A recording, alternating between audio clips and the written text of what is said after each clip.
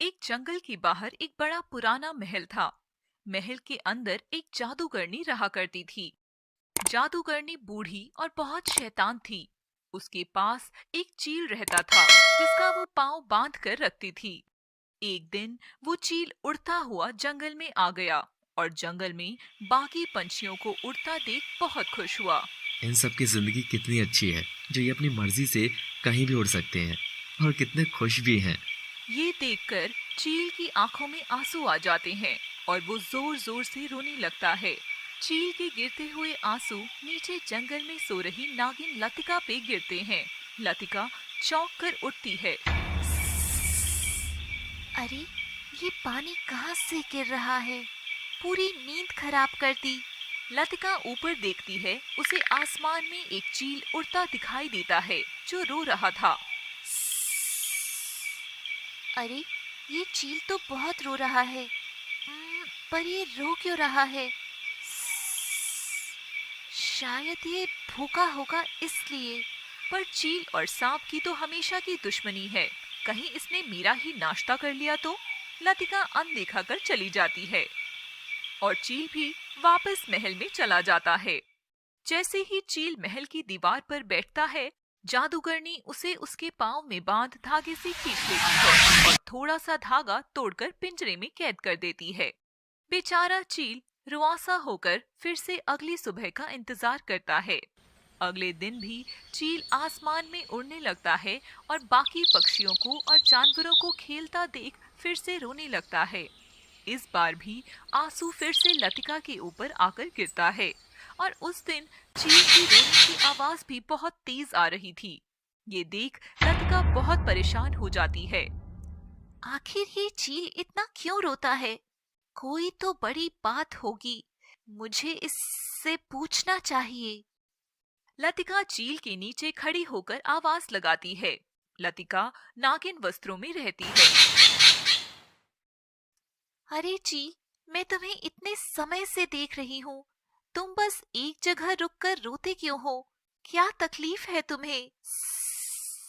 तुम कौन हो और मुझ चील का दर्द क्यों पूछ रही हो? मैं नागिन हूँ। मेरा नाम लतिका है। और नागिन रूप में आ जाती है। क्या एक नागिन होकर तुम एक चील से बात क्यों कर रही हो? तुम्हें डर नहीं लगता? डर? कैसा डर? अगर मैं तुम पर आक्रमण कर तुम्हें मार डालूं तो? नहीं चील, मैं इतना तो तुम्हें देखकर समझ गई हूँ। तुम ऐसा कुछ नहीं करोगे। वैसे मेरा नाम समर है। समर?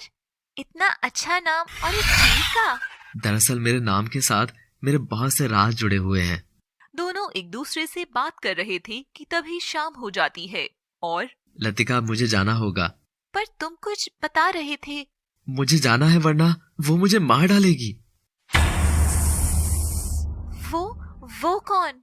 और लतिका के सामने ही समर महल की ओर वापस चला जाता है, जैसे उसे कोई खींच रहा हो। अगले दिन लतिका उस चील का इंतजार करती है।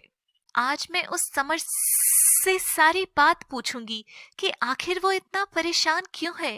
रोज की तरह समर महल से बाहर उड़ता हुआ बाहर जंगल में आकर बाकी पक्षियों को दूर तक उड़ता देखता है और अपने पाँव में बंधी उस रस्सी को देखता है और फिर से जोर जोर से रोने लगता है। रोज की तरह लतिका उसकी आवाज सुनकर उसके पास जाती है और आसमान में देखकर उसे नीचे आने को कहती है। समर, तुम यहाँ पेड़ पर आकर बैठ जाओ। हम दोनों आराम से बात करते हैं। नहीं, मैं ऐसा नहीं कर सकता हूँ। मैं बहुत मजबूर हूँ। मजबूर?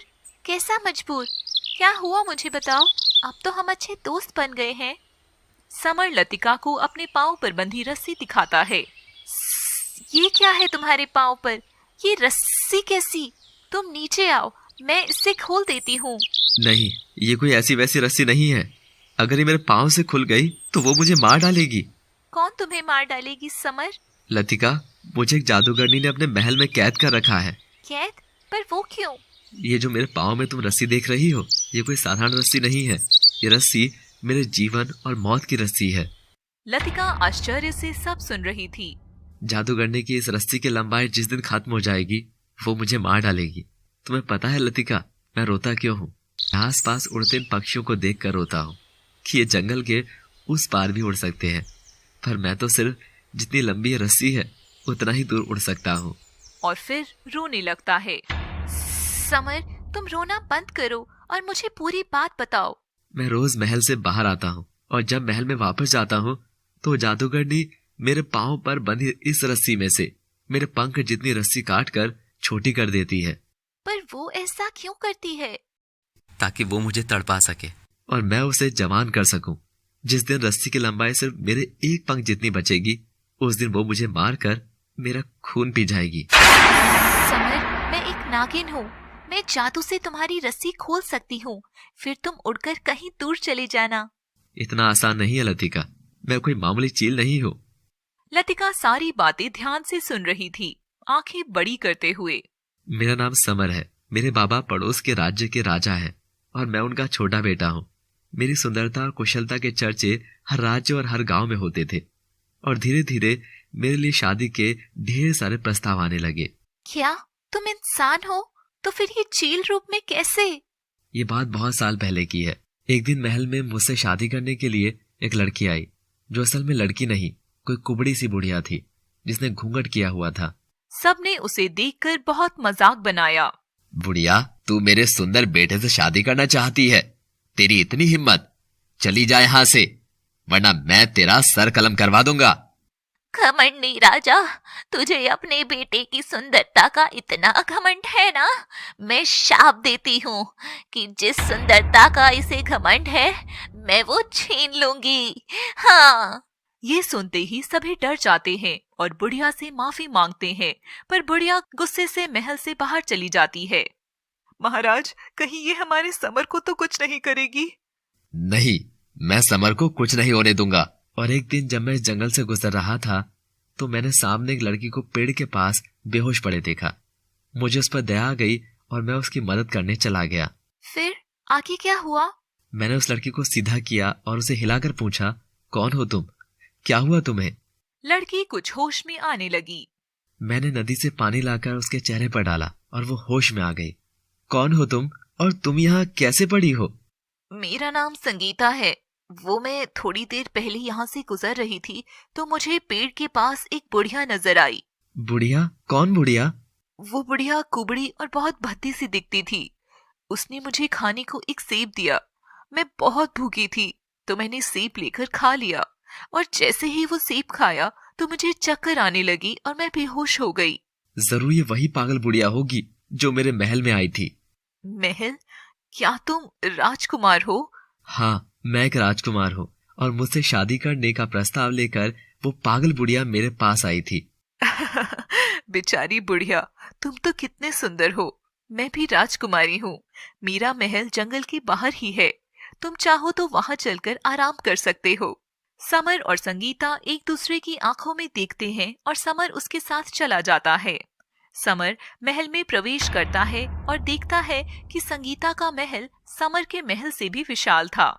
समर महल को देखता ही रह गया कि तभी संगीता बहुत सुंदर से वस्त्र पहनकर उसके सामने आकर खड़ी हो जाती है। संगीता, तुम बहुत खूबसूरत हो। संगीता शर्मा जाती है और समर संगीता के पास जाकर संगीता का हाथ थाम लेता है। तुम भी बहुत अच्छे हो समर। संगीता, क्या तुम मुझसे विवाह करोगी? मैं तुम्हें मेरे महल ले चलूंगा। हाँ समर, मैं भी तुमसे विवाह करना चाहती हूँ। तभी समर की नजर सामने लगे शीशे पर पड़ती है और वो देखता है कि वो जिस लड़की को गले लगा रहा था वो असल में वही बुढ़िया है जो उसके महल में आई थी।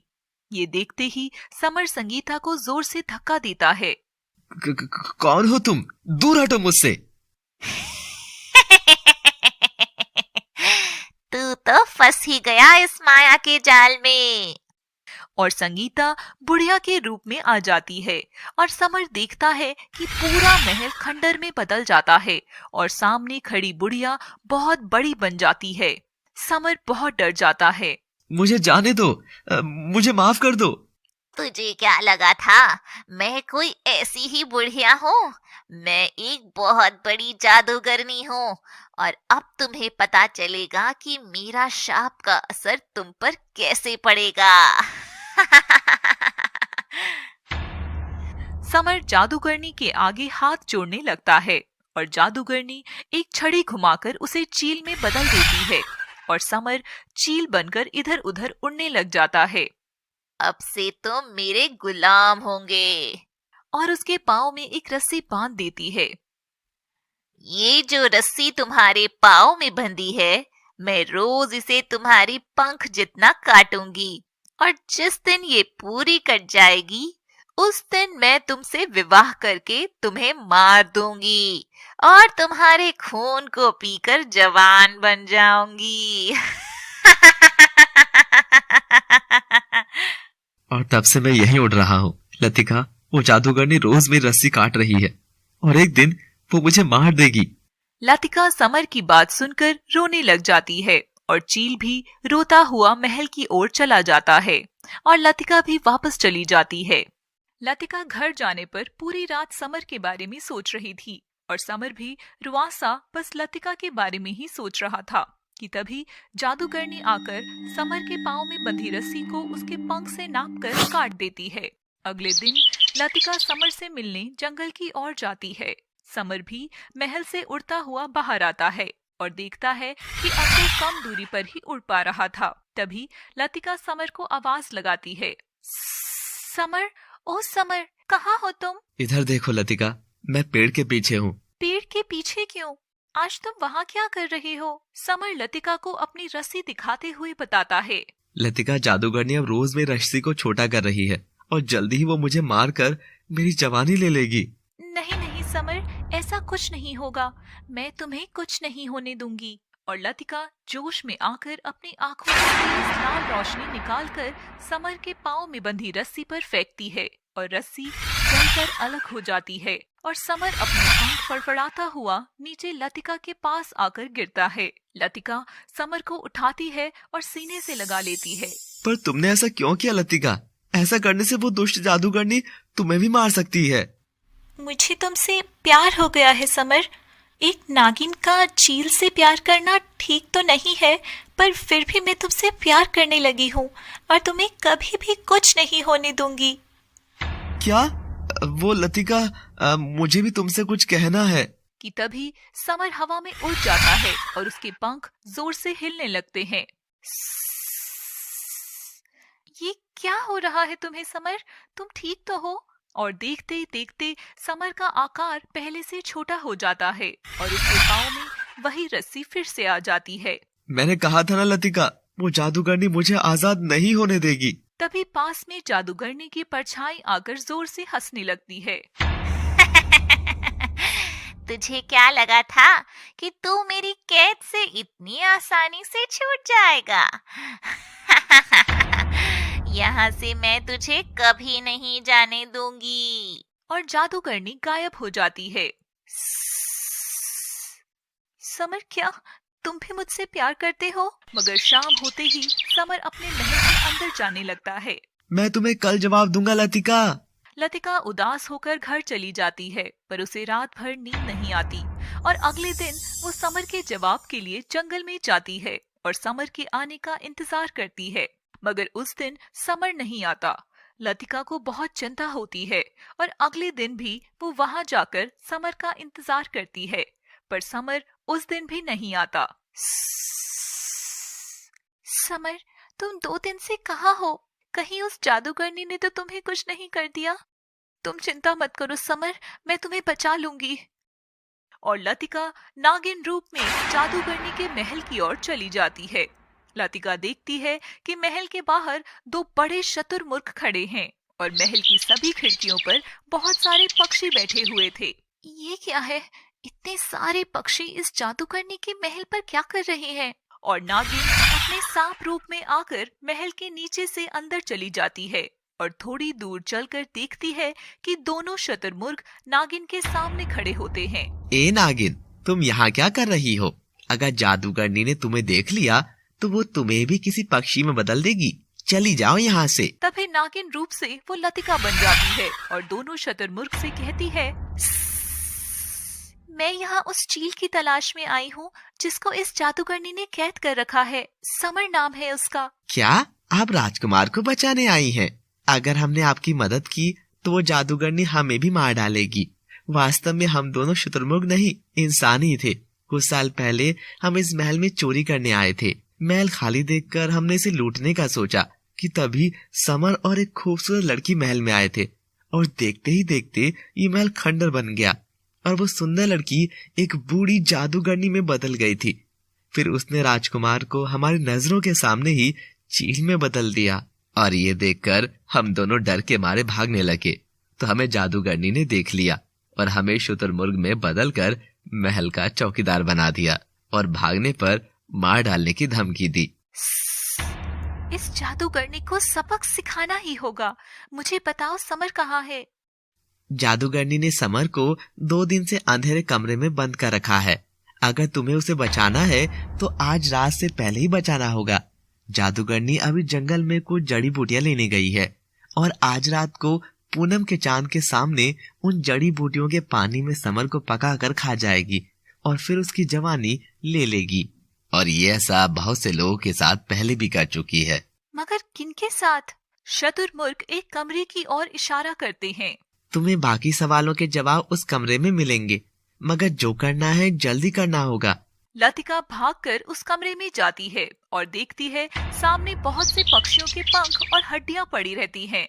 लतिका थोड़ा इधर उधर देखती है तो उसे एक पिंजरा दिखाई देता है।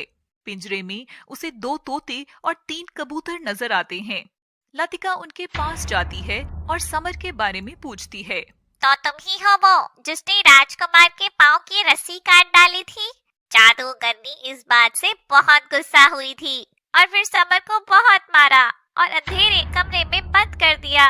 तुम्हें क्या लगता है इतना आसान है उस बुढ़िया को हराना? हम सब कोई पक्षी नहीं है और ना ही ये मरे हुए लोग पक्षी थे। जब राजकुमार कुछ दिन बाद भी महल लौट कर नहीं आए तो महाराज ने एक बड़ी सेना को उन्हें ढूंढने भेजा और हम ढूंढते हुए जंगल में चले गए और तभी वहाँ एक कौवा आया और हमारे सिर पर उड़ने लगा। हमने उसे भगा दिया पर उसने राजकुमार की एक अंगूठी हमें दिखाई। और हम उस अंगूठी को देखकर कौवे का पीछा करते हुए महल में चले गए। जैसे ही हम महल के अंदर गए तो हमने देखा कि वो कौवा वही बुढ़िया जादूगरनी थी और हम सबको भी पक्षी में बदलकर कैद कर दिया। और तुम्हें पता है लतिका, धीरे धीरे वो पक्षियों को मारकर उनकी जवानी ले लेती थी, पर तुम हमारे राजकुमार को बचा लो। मगर मैं उसे कैसे बचाऊं और उस मायावी जादूगरनी को कैसे रोकूं? जिस अंधेरे कमरे में जादूगरनी ने समर को कैद कर रखा है उस कमरे में एक जादुई दरवाजा है। अगर उस जादुई दरवाजे को तुम ढूंढकर खोल लेती हो तो उसमें तुम्हें एक आईना मिलेगा और उस आईने को तुम्हें उस बदसूरत सी बुढ़िया को दिखाना होगा। जैसे ही वो खुद की असल सूरत उसमें देखेगी वो आईने में कैद हो जाएगी और फिर तुम उसे तोड़ देना। लतिका यह जानकर बहुत खुश होती है और समर के पास जाती है। समर कमरे में आई रोशनी में से लतिका को देख लेता है और जोर जोर से रोने लगता है। लतिका तुम आ गई, अब मुझे आखिरी बात देख लो, आज वो जादूगरनी मुझे खा जाएगी। नहीं समर, मैं तुम्हें कुछ भी नहीं होने दूंगी। लतिका तुमने जवाब मांगा था ना? हाँ, मैं भी तुमसे बहुत प्यार करता हूँ, पर अब कुछ नहीं हो सकता है। तभी महल में जादूगरनी की आवाज गूंजने लगती है। कोई घुसपैठिया मेरे घर में आया है, अब मैं उसे भी खा जाऊंगी। लतिका तुम भाग जाओ वरना वो तुम्हें भी मार डालेगी। लतिका समर को शांत करते हुए अपने नागिन रूप में आ जाती है और शक्तियों से 2 लतिका में बदल जाती है। एक लतिका समर के पास रुक जाती है और एक लतिका बाहर जादूगरनी के पास चली जाती है। तो तू है वो नागिन? क्यों रे नागिन, तुझे डर नहीं लगता जो तू यहाँ मरने आई है? डर तो अब तुझे लगेगा दुष्ट जादूगरनी, मैं मेरे समर को कुछ नहीं होने दूंगी। दूसरी और असली लतिका कमरे में जादुई दरवाजा ढूंढकर खोल लेती है और उसके अंदर रखा आईना उठा लेती है। इस और जादूगरनी और लतिका में लड़ाई होती है। जादूगरनी अपनी शक्तियों से लतिका पर वार करती है पर लतिका केवल परछाई थी तो बच जाती है। पर जादूगरनी लतिका की परछाई को नष्ट कर देती है। ये पागल लड़की बचाने आई थी समर को मुझसे। जादूगरनी समर के पास जाती है और उसे पिंजरे से बाहर निकालती है। तेरी नागिन को तो मैंने मार डाला, अब तेरी बारी है लड़के। बनाया था ना तुम सबने, अब देख मैं तेरी सारी जवानी छीन लूंगी।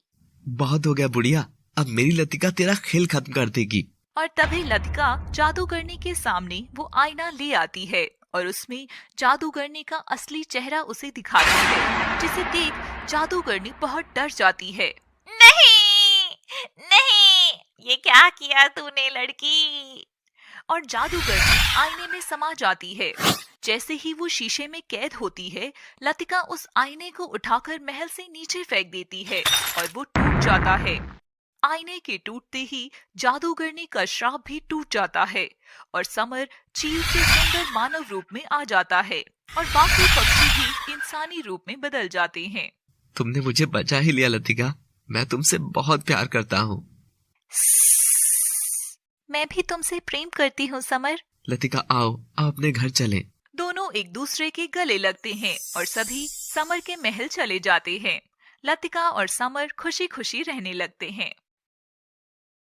समर और लतिका खुशी खुशी अपने महल में रहने लगे थे कि एक दिन लतिका समर से कहती है, समर मुझे अब ये महल की जिंदगी अच्छी नहीं लगती है।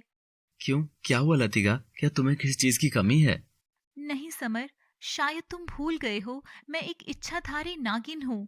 मैंने अपनी जिंदगी जंगल में खुले में ही काटी है और मैं यूं महलों में कैद होकर नहीं रह सकती। तुम ठीक कह रही हो लतिका, श्राप की वजह से मैं भी इतने साल चील बनकर आसमान में उड़ता था, लेकिन अब मेरा भी इन 4 दीवारों में दम घुटता है। और यूं दोनों कुछ समय के लिए महल छोड़कर वापस जंगल में चले जाते हैं। समर, मुझे साधारण जीवन ही जीना है, ये महारानी वाला जीवन नहीं। जैसी तुम्हारी मर्जी लतिका, मैं वही रहूंगा जहाँ मेरी लतिका के रहने का दिल करेगा। और दोनों खुशी खुशी एक दूसरे को गले लगाते हैं और जंगल में एक छोटे से घर में रहने लगते हैं। समर रोज लकड़ी काट कर लाता और लतिका साधारण कन्या की तरह घर का सभी काम करती। दोनों बहुत आराम से जंगल में अपना समय काट रहे थे। मगर एक रोज जब लतिका सुबह सोकर उठती है तो उसने अपने दरवाजे पर एक ऐसी चीज देखी जिसे देखकर उसके होश उड़ गए। लतिका समर को उठाती है। समर, समर जल्दी उठो, देखो यहाँ। समर उठकर दरवाजे पर देखता है तो सामने फर्श पर जादू करने का जादुई आईना उल्टा पड़ा रहता है। ये क्या, ये तो तुमने तोड़ दिया था। हाँ समर, मैंने अपनी आंखों से इसके टुकड़े टुकड़े होते हुए देखा। रुको, मैं भी देखता हूँ।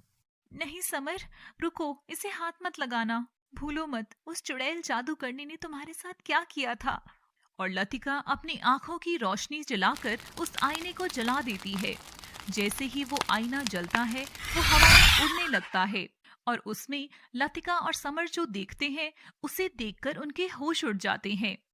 लतिका और समर आईने में देखते हैं कि लतिका के बाल हवा में लहरा रहे हैं और उसने समर का गला पकड़कर हवा में उठा रखा है और देखते देखते लतिका समर को मार डालती है।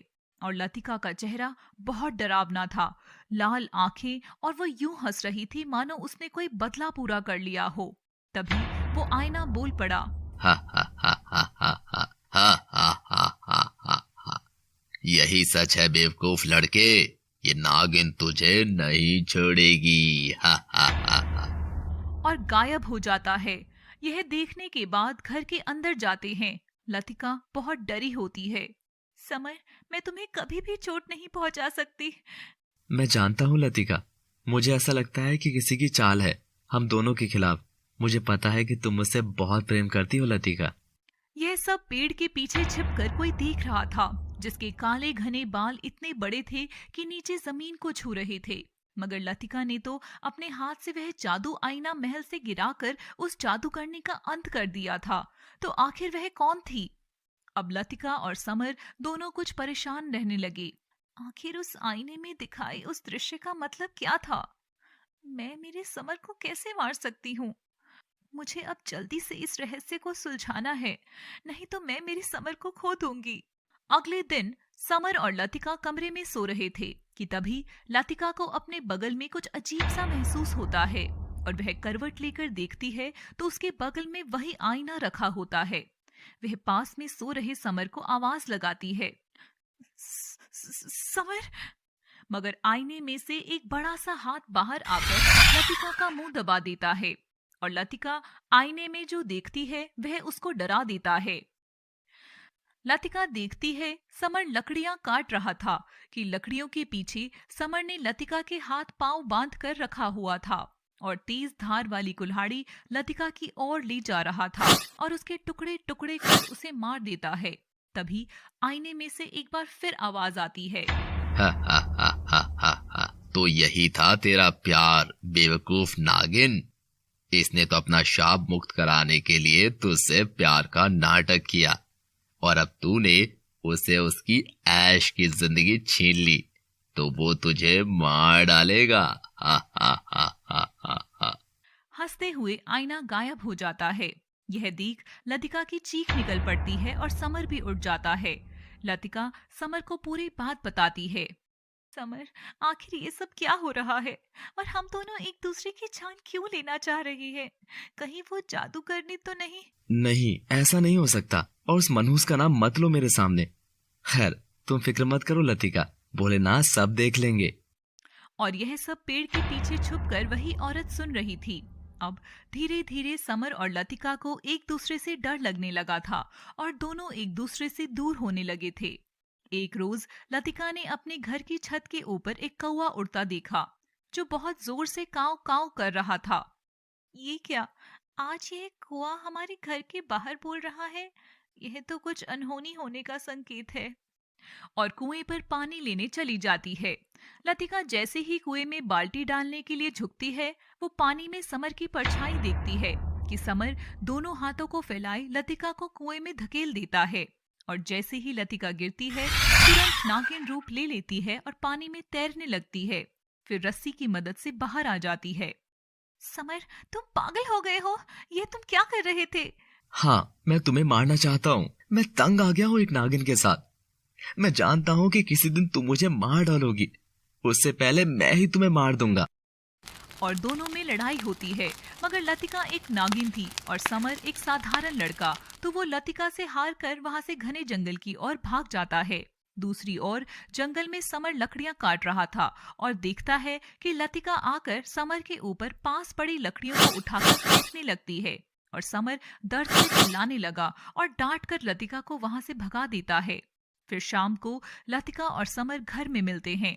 लतिका समर से पूछती है, समर, तुमने मुझ पर हमला क्यों किया? पहले तुमने मुझ पर हमला किया था। दोनों में बहस होती है और फिर से झगड़ा हो जाता है। समर, हम क्यों लड़ रहे हैं? पता नहीं लतिका, ये सब क्या हो रहा है? मुझे कुछ भी समझ नहीं आ रहा। मुझे लगता है वो जादूगरनी वापस आ गई है। समर, हमें एक बार वहां चलकर देखना होगा। समर और लतिका जादूगरनी के महल में जाकर देखते हैं तो वहां जो आईना लतिका ने तोड़ा था वो उस जगह नहीं था। यह देख समर और लतिका बहुत डर जाते हैं। समर, समर, वो वापस आ गई है। समर, मैं तुम्हें खोना नहीं चाहती हूँ। और घर चले जाते हैं। उसके बाद रात में लतिका देखती है कि समर नींद में सो रहा था और एकदम से हवा में उड़ने लगा था। लतिका देखती है कि समर की पीठ में से चील के पंख निकल रहे हैं और समर वापस एक चील में बदल जाता है। यह देख लतिका की चीख निकल पड़ती है, समर, क्या हुआ मेरे समर को? समर! इतने में चीखते हुए लतिका उठती है तो देखती है कि वह एक सपना होता है और उसके बगल में समर नहीं था। समर कहाँ चला गया? लतिका समर को ढूंढते हुए बाहर जाती है और देखती है कि पेड़ के पास खड़ा होकर वह किसी से बातें कर रहा था। लतिका पेड़ के पीछे कौन था वह नहीं देख पा रही थी, पर उसे समर की बातें सुनाई दे रही थी। हाँ, कल अमावस्या की रात है। मैं जानता हूँ मुझे क्या करना है। मैं लतिका को बिना पता लगे उसकी बलि चढ़ाकर तुमको वापस जिंदा कर दूंगा। यह सुनते ही लतिका के पसीने आने लगते हैं और वो हांफती हुई घर में नागिन रूप में बदल जाती है। उधर समर जानता था कि लतिका पीछे खड़े होकर सब सुन रही थी, तो वो पलटकर देखता है और मुस्कुराता है। अब आएगा असली मजा। मैंने समर से इतना प्यार किया और समर ने मेरे साथ ऐसा किया। अब मैं खुद उसे मार डालूंगी। तभी समर अंदर आता है। अब समर के सामने नागिन रूप में लतिका खड़ी थी और बिना कुछ बोले समर के ऊपर जोर से हमला कर देती है। भागते भागते समर घर से बहुत दूर आ जाता है और देखता है सामने उसी जादूगरनी का महल होता है। यह देख समर बहुत घबरा जाता है। अरे ये मैं कहाँ आ गया? ये तो उस खतरनाक जादूगरनी का महल है। मुझे यहाँ से जाना होगा। कि तभी समर के सामने वो जादुई आईना आ जाता है और वह उसमें दिखने लगता है। जादुई आईने में समर को एक बहुत ही सुंदर लड़की दिखाई देती है और वो उसको देखते रहता है। धीरे धीरे आईना महल के अंदर चला जाता है और समर भी पीछे पीछे उस महल के अंदर चला जाता है और अचानक उस आईने से आवाज आने लगती है। हा हा हा हा हा हा। तू मेरे जाल में फंस ही गया। अब तू यहाँ से बचकर नहीं जा सकता समर। तेरी वजह से मैंने उनको खो दिया। उनको? कौन? कौन हो तुम? और मुझे जाने दो यहाँ से।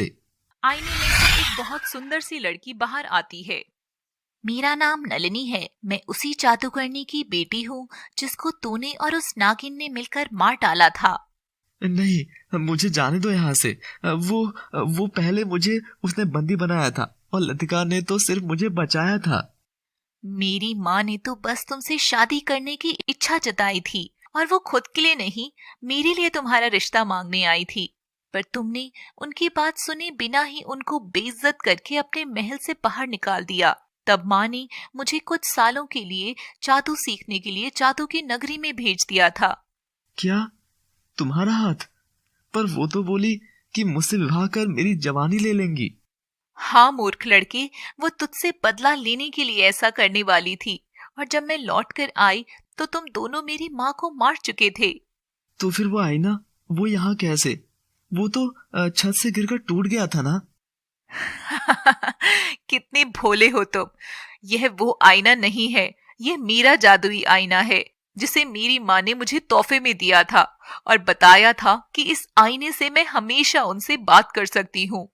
उस दिन जब तुम मेरी माँ को मार रहे थे तब मैं दूर बैठकर भी इस शीशे में सब देख रही थी और अब मैं तुम्हें नहीं छोड़ूंगी। नहीं, ऐसा मत करो। मुझे जाने दो नलिनी यहाँ से। नलिनी समर के ऊपर मंत्र मारकर उसे अपने जादुई आईने में कैद कर लेती है। नहीं नहीं, मुझे यहाँ से बाहर निकालो। मेरा दम घुट रहा है। पर समर की कोई भी आवाज बाहर नहीं सुनाई देती है। अब तू सड़ यहाँ पूरी उम्र। तेरी वो नागिन भी तुझे नहीं ढूंढ पाएगी। अब उसकी बारी है और जंगल की ओर निकल जाती है। इस ओर लतिका समर का इंतजार कर रही थी।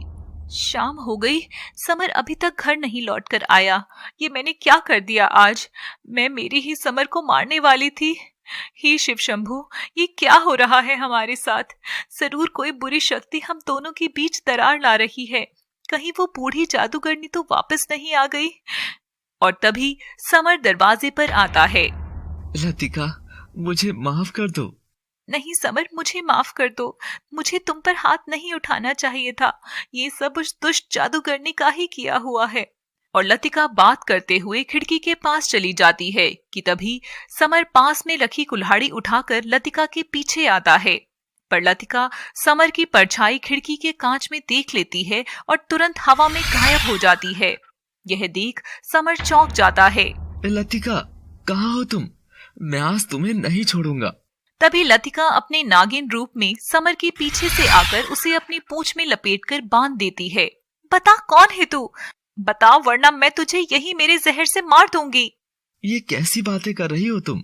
ये तो मैं ही हूँ, तुम्हारा समर। तुझे क्या लगा मुझे पागल बनाना इतना आसान है? जिस रात तू समर का भेष बदलकर पेड़ के पास खड़ी होकर नाटक कर रही थी तब मैंने तुझे देख लिया था, और आज भी जब तू समर बनकर आई मैं तो तभी तेरे हाथ देखकर समझ गई थी कि यह मेरा समर नहीं है, तू उसका भेष ले लिए है। पर तू शायद तेरे कोमल हाथ को बदलना भूल गई थी। अब बता कौन है तू? तो चल, तुझे पता चल ही गया। वैसे भी लुक्का छुपी बहुत हो गई थी। अब तू तेरे पति को बचा सके तो बचा ले। कहाँ है मेरा समर? बोल दुष्ट जादूगरनी। इतना सुनते ही नलिनी लतिका के चुंगल से छूटकर हवा में गायब हो जाती है और लतिका चौंक जाती है। मेरा समर ना जाने कहाँ होगा, किस हाल में होगा। मुझे उसे ढूंढना ही होगा। लतिका नागिन के कपड़ों में समर को ढूंढते हुए उसी जादूगरनी के पुराने महल में जाती है और देखती है कि वहां समर नहीं था। समर, कहाँ हो तुम? जहाँ कहीं भी हो, बस जल्दी घर आ जाओ। मैं तुम्हारे बिना नहीं रह सकती हूँ। समर लतिका की आवाज सुनकर कांच के अंदर से ही चीखता है, पर उसकी आवाज बाहर नहीं आती है कि तभी वहां वही बूढ़ी जादूगरनी आ जाती है। तू तो फंस ही गया मेरे जाल में। आज तो तुझे मैं खा ही जाऊंगी नागिन, छोड़ूंगी नहीं तुझे। दुष्ट जादूगरनी, तुम मरी नहीं अभी तक? क्यों हमारे पीछे पड़ी हुई है? तभी लतिका अपने सांप वाले रूप में आकर उस जादूगरनी पर जोर जोर से वार करती है, पर जादूगरनी को नहीं लगती। जैसे ही लतिका जादूगरनी को छूती है, वो तुरंत हवा बन जाती थी। मैं इसे छू क्यों नहीं पा रही हूँ? जरूर कुछ तो गड़बड़ है। और लतिका अपनी नागिन की शक्तियों के द्वारा अदृश्य हो जाती है और देखती है कि पर्दे के पीछे एक विशाल शीशा रखा है और उसके ऊपर रोशनी जली हुई है, जो शीशे से टकरा रही है और उस जादूगरनी की परछाई बन रही है। अच्छा, तो ये बात है, मेरे साथ खेल खेला जा रहा है।